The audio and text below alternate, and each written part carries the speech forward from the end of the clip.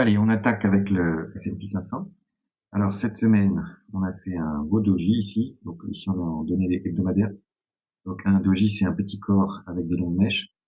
Quand on est en haut de marché, c'est un potentiel signal de retournement baissier. Après, le taux de fiabilité, si on regarde un peu l'historique, il est mitigé. C'est pour ça que j'ai mis des flèches rouges ici, c'est quand on a fait un doji. Donc on voit qu'ici, en fin de la semaine du 27 octobre, il a bien fonctionné. On a bien eu un beau rejet la semaine suivante, assez important, et puis un mouvement baissier pendant 3 semaines. Le précédent, ici, ce doji-là, on a eu une semaine haussière qui a suivi et ensuite un rejet, donc on va dire que c'est un semi-succès.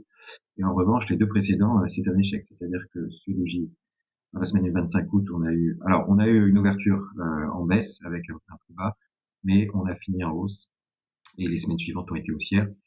Et ici, ce doji de la semaine du 7 juillet, pareil, on est allé chercher les niveaux de plus bas de la semaine, mais on en a fini plus haut et on a continué plus haut avec un rejet, mais seulement 2 semaines suivantes. Donc, c'est pas du tout un signal qui prouve qu'on va avoir une semaine baissière, mais c'est un élément parmi d'autres qui est en tout cas plutôt en faveur d'une prudence et de se dire qu'il y a quand même un potentiel risque baissier sur la semaine ou sur la semaine suivante. Si on regarde d'un peu plus près en journalier, ce qui m'intéresse, c'est ces niveaux. Donc j'ai relié les cours on voit mieux en ligne. J'ai relié ici les deux cours de clôture et ici en haut j'ai relié les plus hauts. Et on voit qu'on est en train de former un très beau biseau et qu'on arrive à la fin du biseau. Alors il reste encore un petit peu de place, mais d'ici la fin de la semaine, on devrait en sortir. Si c'est pas le cas, ça sera la semaine suivante, on sera tout au bout là. Et ça peut être un élément intéressant à surveiller pour savoir dans quel sens on devrait partir. Euh, sur les derniers jours, on voit ici qu'en journalier, on forme un début de figure d'épaule tête-épaule. Enfin, on est sur la fin, on est sur la dernière épaule. Donc, évidemment, ce qui me plairait, c'est que ça casse à la baisse, parce qu'on casserait à la fois le biseau, on casserait cette petite figure, ce qui nous amènerait, si on prend le calcul entre le plus haut, entre l'épaule et la tête, ce qui nous permettrait en théorie de casser euh, tous ces niveaux de potentiel support qui sont tout simplement les anciens plus hauts en journalier. Donc là, ça serait quand même un signal important parce qu'il y aurait une conjonction d'éléments qui nous pourraient nous faire penser que on devrait aller chercher plus bas. Donc en théorie, si on casse le biseau vers le bas, l'objectif c'est théorique, c'est le pied du biseau, donc la zone jaune qu'on a identifiée depuis longtemps et qui ferait par rapport au prix actuel une baisse de l'ordre de 5,5%.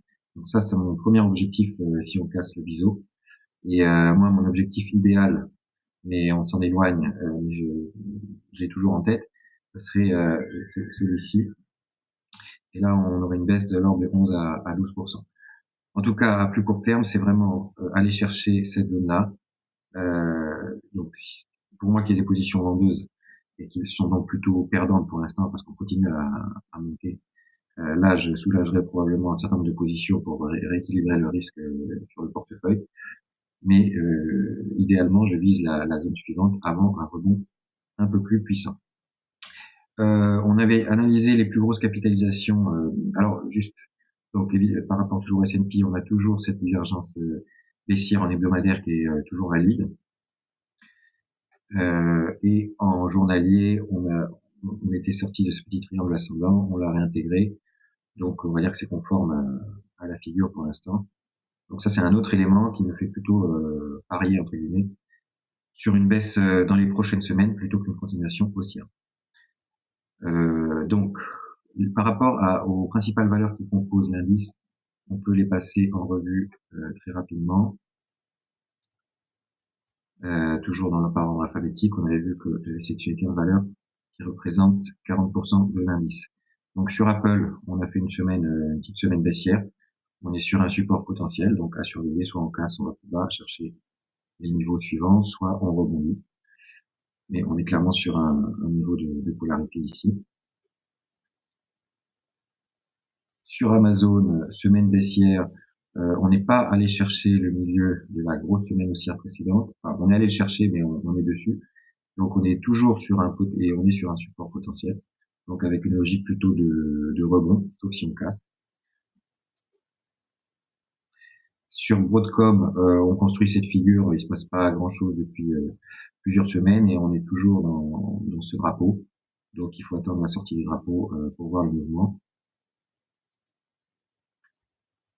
Google, on a une actualité très positive sur la semaine, qui a bien fait monter le titre et on a fini avec ce marteau, je sais plus si on appelle ça un marteau quand c'est en haut.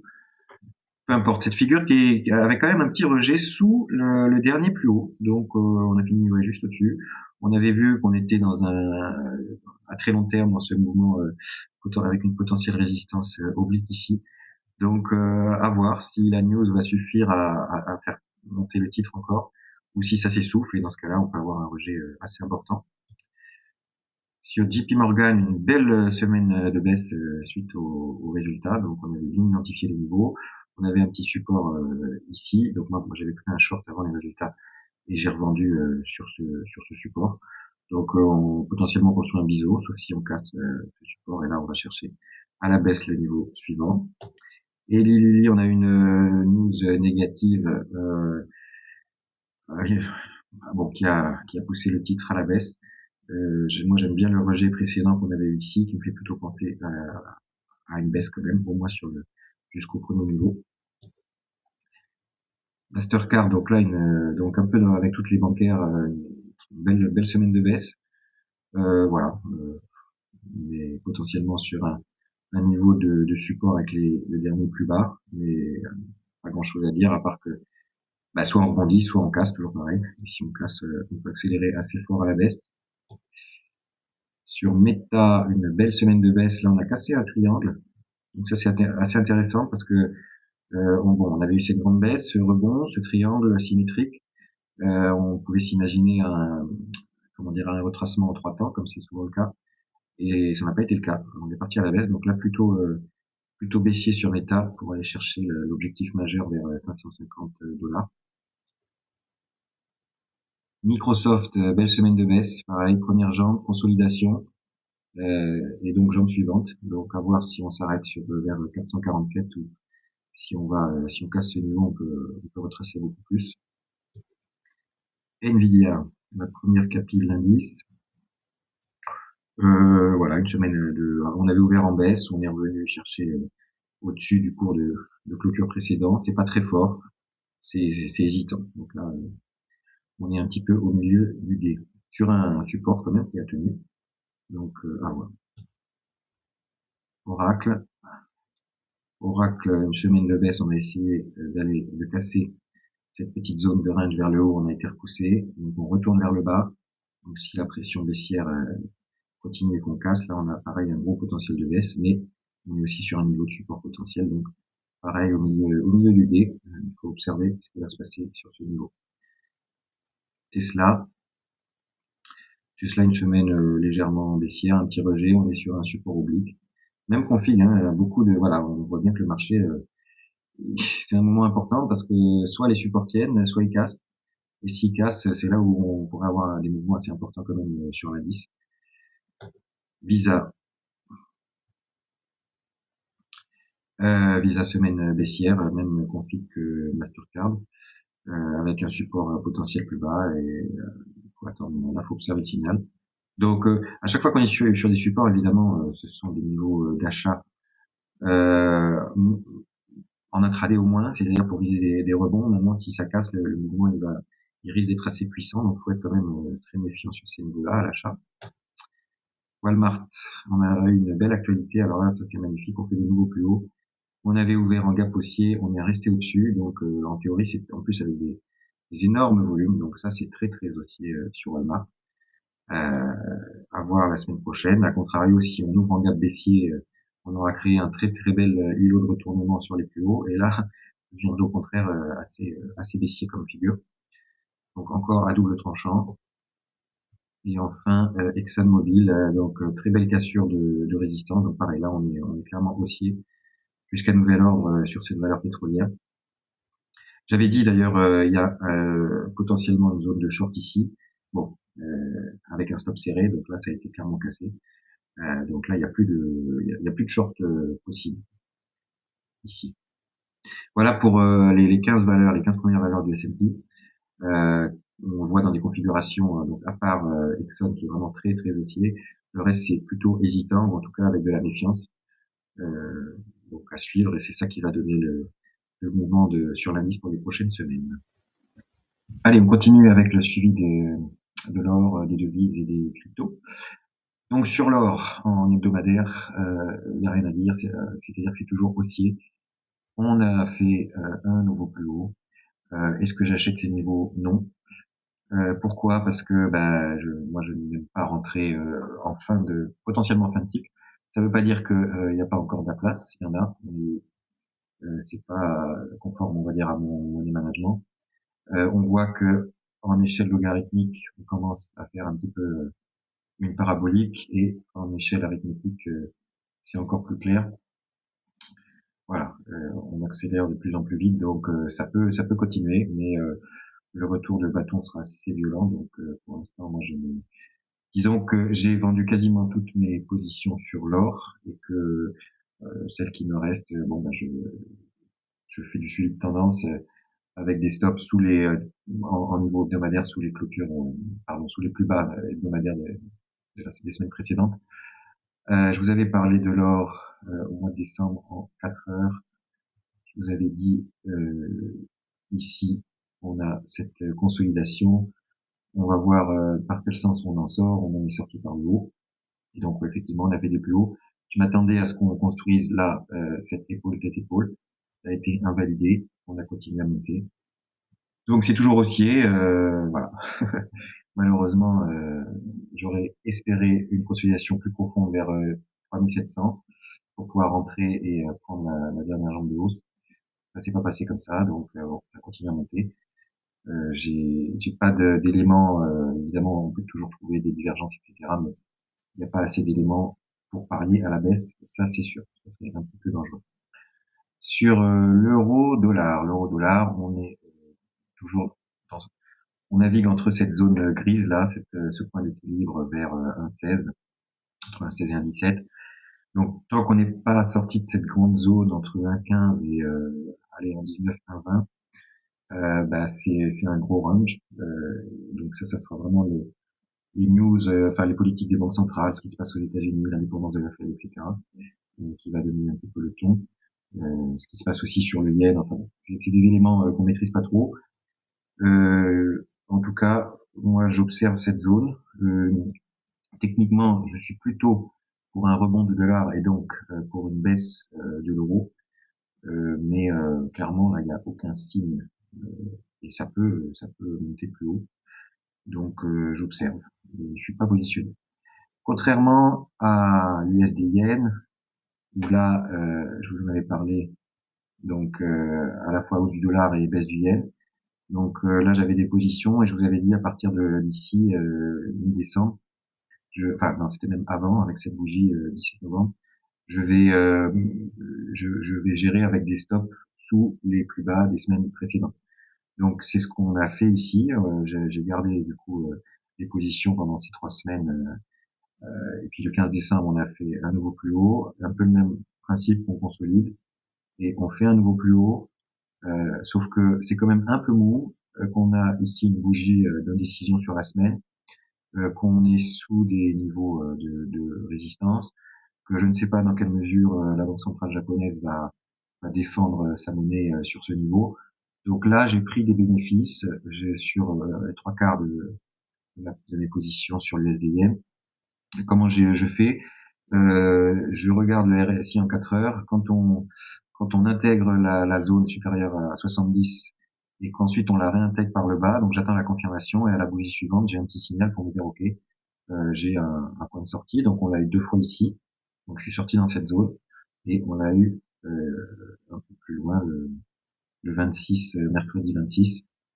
Et donc j'ai soldé encore un quart de la position, donc il me reste un quart. Et donc quand on a une position acheteuse comme ça, éventuellement on peut se couvrir avec un short et jouer là-dessus.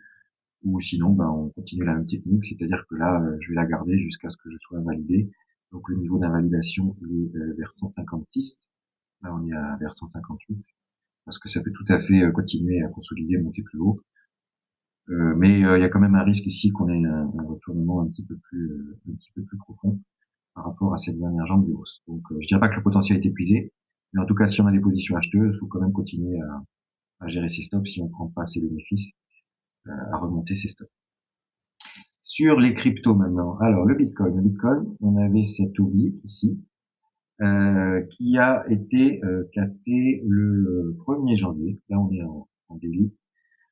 Et ça a été confirmé le 2 janvier. Et ensuite, on voit que le niveau de cassure, qui correspondait déjà de toute façon à un niveau de polarité, on voit toutes les mèches précédentes, il a été retesté et on est reparti plus haut. Donc, pour l'instant, on est dans un mouvement de correction par rapport à cette jambe de baisse. Et donc, on peut tout à fait aller chercher les 100 000 $, voire éventuellement les 105 000 $ en extension. Donc, pour l'instant, on est dans une zone neutre, mais plutôt dans une phase de rebond. C'est ce que moi j'avais plutôt joué le XRP dans cette logique-là. C'est pour un hebdomadaire, pour essayer de chercher un rebond qui a un beau potentiel de hausse de l'ordre de 28 à 30%. Sauf que donc j'ai joué des petits achats avec des stops assez serrés parce que comme j'ai plus de compte crypto, je le fais sur mon compte bourse avec un futur, donc c'est des montants élevés. Donc j'ai pris des petits achats, mais à chaque fois je me suis fait stopper. Voilà. Donc j'attends toujours possiblement une correction à la hausse, mais là c'est vraiment de la gestion intraday avec prise de position sur des petits signaux, par exemple en 15 minutes ou en 1 heure, mais avec des stops un peu serrés parce que on est quand même un peu au milieu du gué, on peut tout à fait revenir casser et revenir retrouver le support précédent. Voilà pour les devises au sens large. Et en parlant des devises, j'ai oublié de vous parler d'un site qui me semble très intéressant. Donc je vous rappelle que je vous ai mis des liens ici sur ma chaîne vers des ressources que je trouve vraiment de qualité. Et donc j'ai ajouté Vincent Gann pour les crypto-monnaies. Vincent Gann, c'est un analyste qui est sur les marchés depuis longtemps et qui fait vraiment des analyses de grande qualité.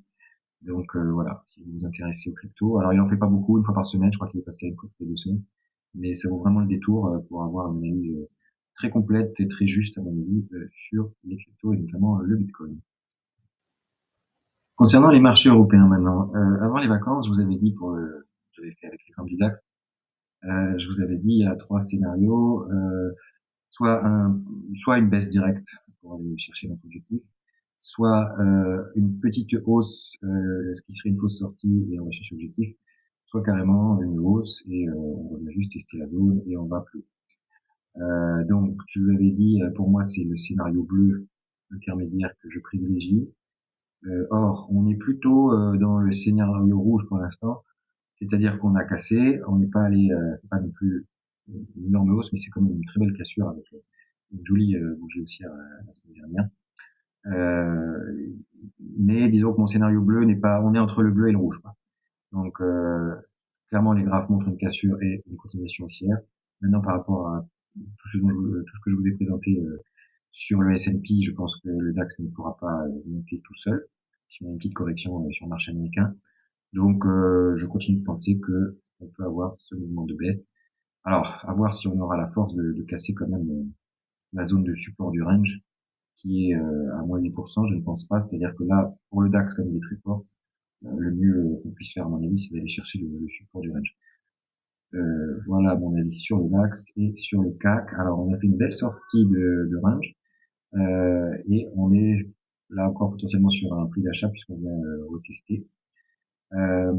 Pareil, même chose, c'est-à-dire que oui, possible, si les marchés américains tiennent, sinon, si on a une correction, on reviendra dans le range, à mon avis, sur le CAC 40.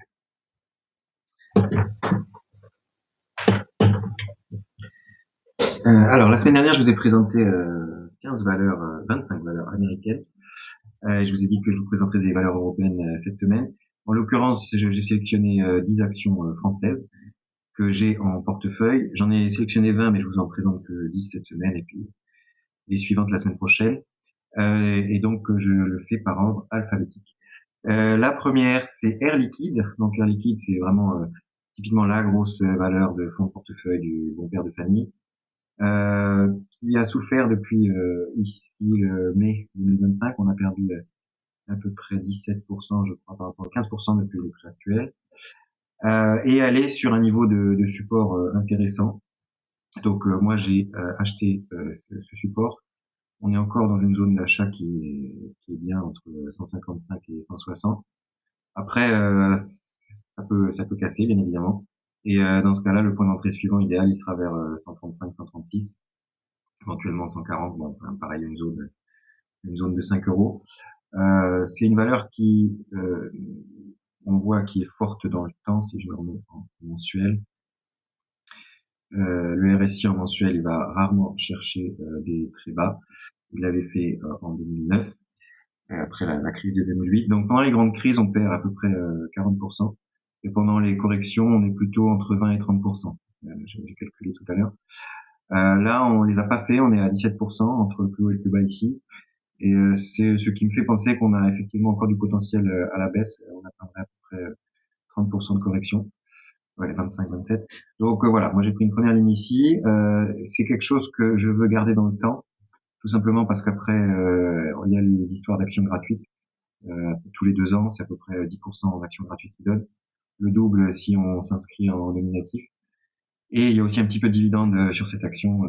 Donc, dans le temps, quand on arrive à garder dans le temps, et si ça continue à avoir une progression comme ça, assez linéaire, c'est quand même intéressant.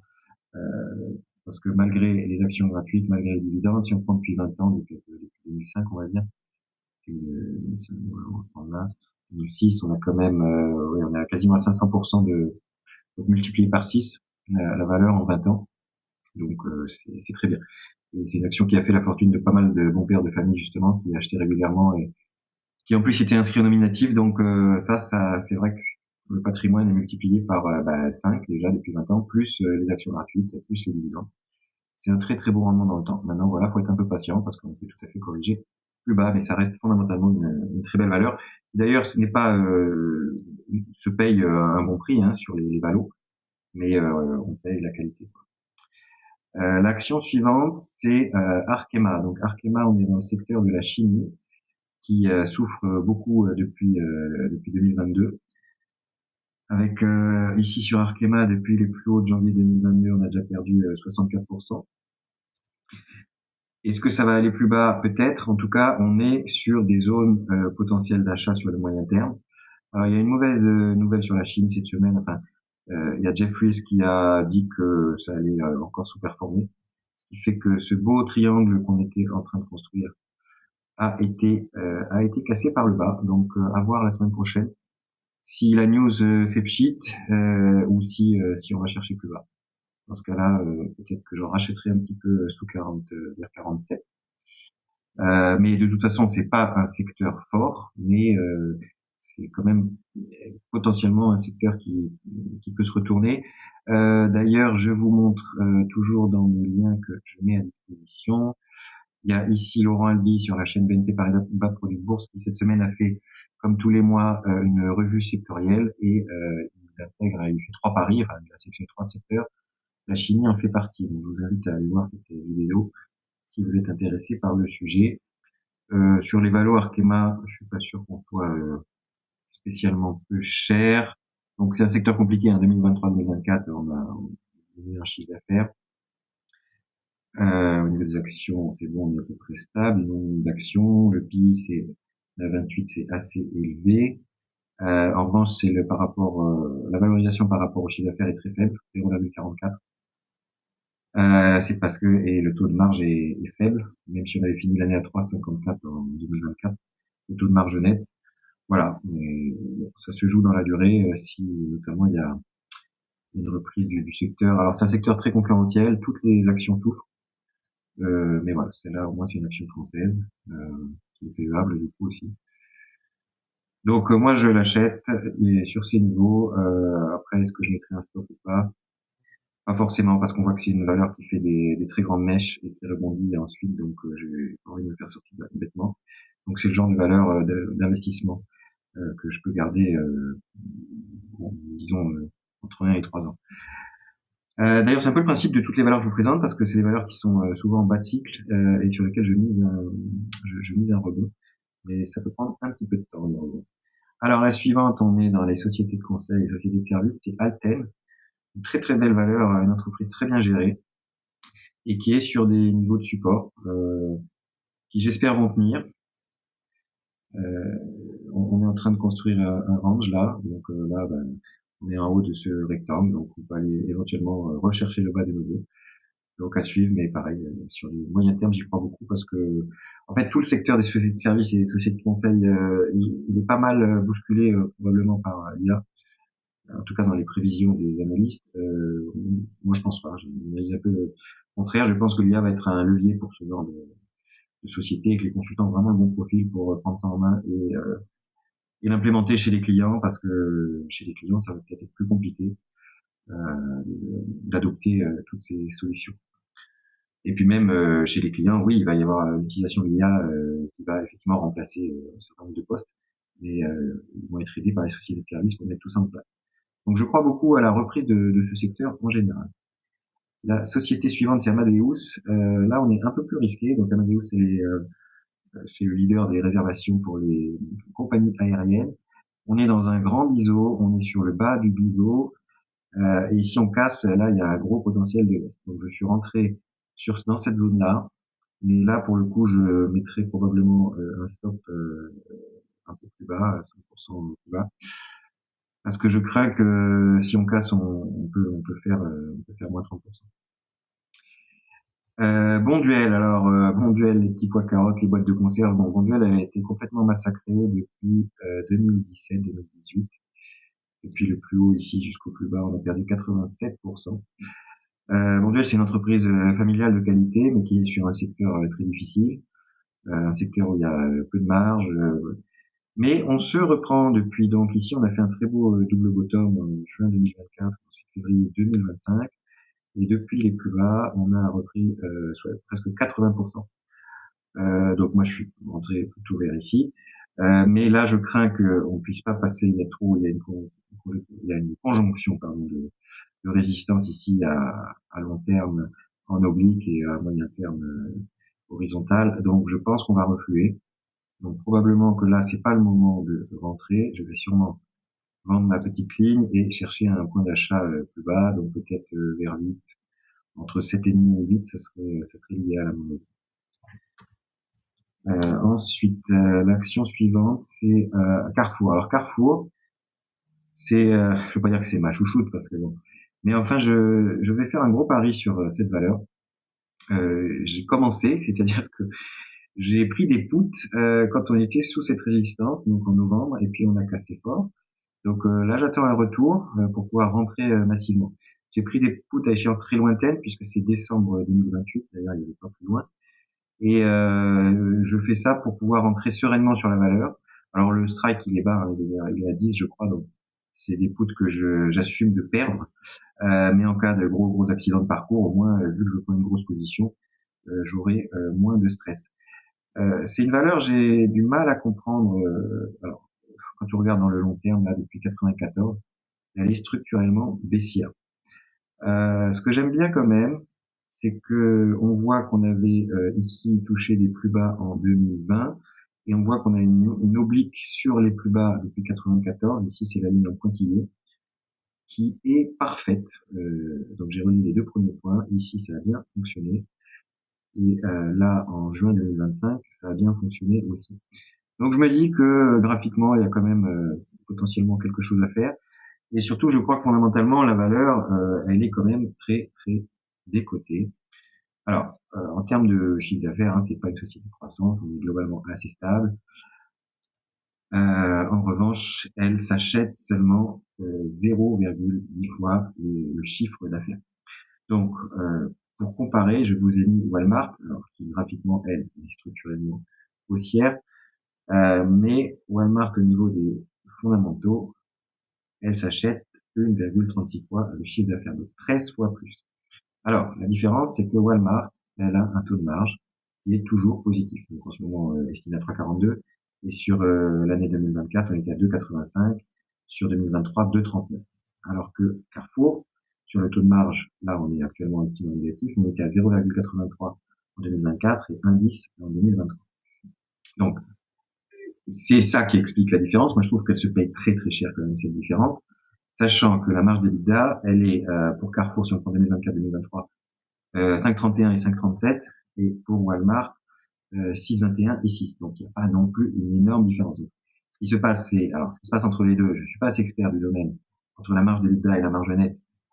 Pourquoi Walmart arrive à générer une bonne marge nette avec cette marge d'EBITDA et pas Carrefour? Franchement, si vous avez la réponse, s'il vous plaît, expliquez-nous dans les commentaires. En tout cas, avec tous ces éléments, je pense que Carrefour, alors d'autant que il y a eu une grosse famille là qui est rentrée au capital, donc j'espère qu'ils vont un petit peu secouer les choses et essayer de valoriser la base client Carrefour qui est quand même importante et voilà, qui savent très bien la valoriser pour tenter de faire plus de marge. En tout cas, moi, ça c'est clairement un pari sur 3 ans. J'espère, vu que j'avais pris des puts et que ça a cassé, j'espère là qu'on va revenir assez vite. On est en train ici, voire même plus bas. Donc soit sur les 13,40, là clairement je prendrai déjà une bonne position, et si on revient à 12,50, là massivement aussi.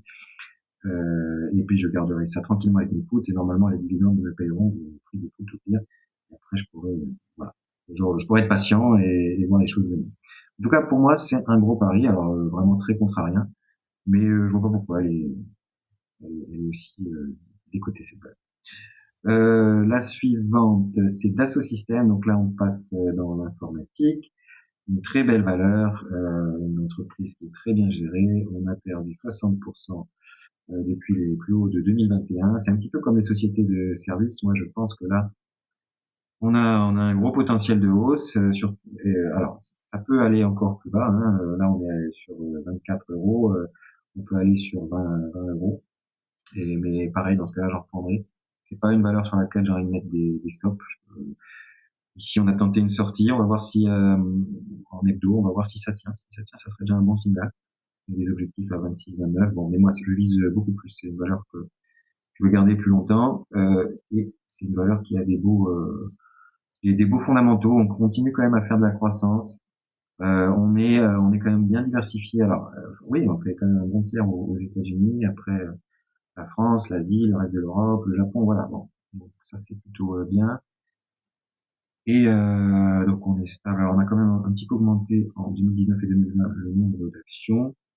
Visiblement là on a encore augmenté. Mais le revenu par action, le chiffre d'affaires par action continue à augmenter lui aussi. On est sur des marges, là en ce moment estimées à quasiment 19, on a fini à 1900 millions en 2024, à 17,66 en 2023. Bon, avec des marges comme ça, là je trouve qu'il y a vraiment une incohérence entre la valorisation de cette entreprise. Pareil, je pense que c'est l'effet intelligence artificielle qui met une pression sur ces entreprises, mais bon, voilà, je pense que en tout cas pour moi c'est un bon pari à moyen terme, une très belle entreprise. Complètement différent. Elior Group, là on est dans la restauration collective. Alors évidemment, le Covid a mis un petit peu le coup de grâce sur cette valeur qui avant ça n'était déjà pas très en forme depuis 2017.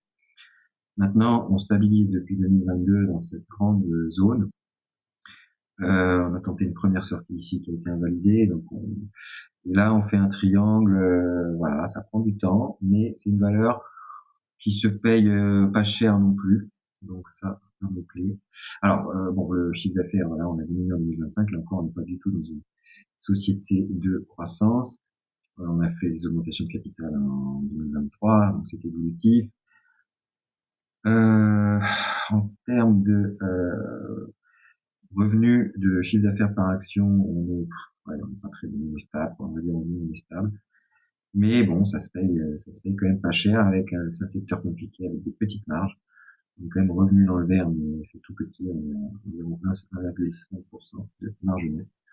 Voilà, c'est pas le truc, c'est pas l'action qui fait rêver, mais je pense qu'il y a quand même un petit potentiel au moins pour doubler. Bon, on verra bien. C'est pas très dynamique, donc faut être patient. C'est pas une énorme ligne. La suivante est un peu plus excitante, Française des Jeux. Bon, c'est un business quand même où il y a beaucoup de visibilité, alors qui est massacré en partie parce que il y a une incertitude sur les décisions de comment les bénéfices vont être taxés, mais on est à peu près sûr que c'est une boîte qui fait des bénéfices. Et j'aime bien parce que on est dans ce grand canal, on est au bas du canal. Après, bon, ça avait ouvert ici sur 21, non pardon, ça avait ouvert sur 22,87, 23 on va dire. Je pense que c'était 23. Donc ça me plaît parce qu'on est exactement sur le prix d'ouverture de novembre 2019. Bon, je pense qu'il n'y a pas énormément de risques à moyen terme, je veux dire, parce que même si les décisions sont un peu défavorables par rapport à la taxation des bénéfices, bon bah j'ai l'impression que c'est quand même déjà taxé. On est combien sur les... Alors, ça a été l'entrée en bourse, mais bien, bon, on voit pas bien le chiffre d'affaires. Voilà, on se paye seulement 13 fois les bénéfices. En 2019, on était à 34 fois. On est sur un taux de marge nette pour 2024 à 13%. On va estimer à 7,27. Bon. Mais voilà, c'est pas mauvais. Le revenu par action, il augmente, il augmente. Est-ce qu'on a racheté des actions? Ça m'étonnerait un peu. Non, c'est le chiffre d'affaires ici en 2024. Voilà, donc pour moi une belle valeur, en tout cas avec un beau potentiel et un risque relativement limité. Bon, évidemment, si on casse, il va y avoir des shorts, etc. On peut aller plus bas, mais je pense pas qu'on puisse aller plus bas que les plus bas historiques. Et enfin, la dernière valeur de cette présentation, c'est Ipsos. C'est une valeur que j'avais déjà présentée, une de mes premières vidéos pour montrer comment je gérais les stops. Euh, alors, donc ici, je me suis fait stopper sur deux des positions. J'ai la troisième qui est toujours valable. C'est pareil, c'est une valeur qui est fondamentalement, c'est une société qui est très bien gérée. Bon, on a du mal, ça peut prendre un petit peu de temps. Je pense qu'il y a toujours l'effet IA par rapport à ces business traditionnels qui font peur au marché. Moi, je continue d'y croire. Après, il faut pas être trop pressé à mon avis. Mais bon, je m'étais fait stopper, ok, j'ai accepté, c'est remonté. Maintenant, je vais surveiller. Par contre, je reprendrai un peu si ça stabilise bien ici. Voilà pour ces 10 valeurs qui sont des valeurs sur lesquelles je mise en 2026. Paris, pas forcément sur du très court terme, mais en tout cas, je pense qu'il y a un bon potentiel. Et globalement, toutes celles que je vous ai présentées ont des fondamentaux quand même qui sont pas mauvais. Alors, pas toujours dans des secteurs faciles, hein, notamment le duel, avec des marges très faibles, mais qui est aussi très peu valorisé. Voilà, j'espère que cette vidéo vous a plu.